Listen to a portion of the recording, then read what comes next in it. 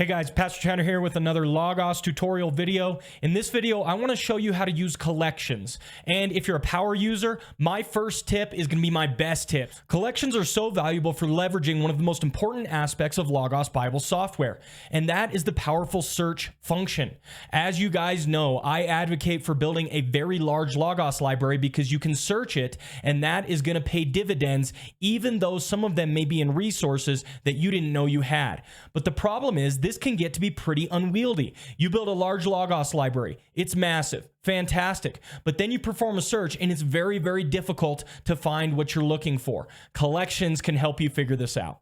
So let me just give you an example of using collections. Perhaps you are searching in your library for the topic of Christology. That might be something that you want to study. So you just go ahead and pop it into the search bar under books. But you get far too many hits. There's no way you're going to be able to dig through all of this material. However, you're a smart Logos user. And so what do? You click all text and you go to search fields and you reduce it to large text. Your whole goal is to just get headings for Christology. But this is still way too many hits. This isn't going to help you get exactly what you need. And so you can click here on all resources, and this is where collections comes into play. Let's say that I want to look for only Anglican authors who are actually talking about Christology in the large text. I type Anglican in and look, denominational stream, Anglican. I click it and I get many fewer hits. This is actually navigable. Now you may be asking yourself, how do you get this specific collection? How do you actually narrow down to denominational stream Anglican? That's my first tip. If you guys didn't know, Faith Life actually has a social media platform that is similar to Facebook. And one of the things you can do on this platform is join groups. Now, one of the cool things about it is some of these groups can actually share certain things with other Logos users. So if you join certain groups, you're actually going to be able to get certain things that they've produced. And some of those things that some of these groups have produced are collections. And so here's an example. This is the Logos Library Theology / denominational tags. If you just click this button right here, follow, you're going to join this group, and now you're going to have access to these specific tags in your Logos library. I just want to show you a few here that I've joined. Commentary collections, another great group that breaks down some of your commentaries.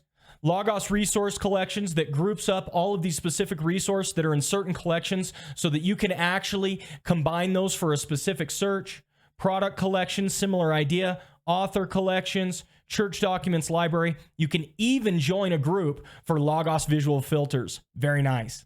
So that's where I got this denominational stream Anglican collection from. I didn't build this myself. I don't have all of the skill set to build this myself. Instead, I relied upon other Logos users to go ahead and get this great functionality in my system. But let's assume you do want to build a collection yourself. It's pretty easy to do. You can click over here on the waffle and just type collections in there, and you'll see them pop up. There are two main ways to build collections. The first is resource by resource. You can drag and drop resources that you really like right into this plus these resources section, and that can start your collection. So let's say I wanted to go ahead and build a collection with some of my favorite systematic theologies. Got to throw Grudem in there, so let me just search for Grudem in my library, and I can go ahead and drag and drop this systematic theology into the plus this resources section. Maybe I want to add Robert Raymond's systematic as well. Go ahead and search it, drag and drop, and boom, I'm building a custom collection based upon my favorite systematic theologies. You can just go ahead and type up here, name your systematic theology collection, and you're good to go. Now, when you navigate in the search under this drop-down menu, you can go ahead and search for that specific collection that you've built, apply it, and that's going to help you search your favorite books. But this process might be too slow for you. You might say, I don't want to add them all one by one. Instead, I want to group my collections in a faster manner. Well, you can do that as well by building in specific rules. So if you come up here into this box, it says rule, and you can type whatever you'd like in here. So you might type, that is a type of resource, and Bible. Now you've built a collection with all of your Bibles, okay? That might be too many hits for you. You can take resources out and remove them, saying, I don't want those included in this specific collection, okay? This is an easy way between the rules and the plus these resources to really custom fit your collections to your liking.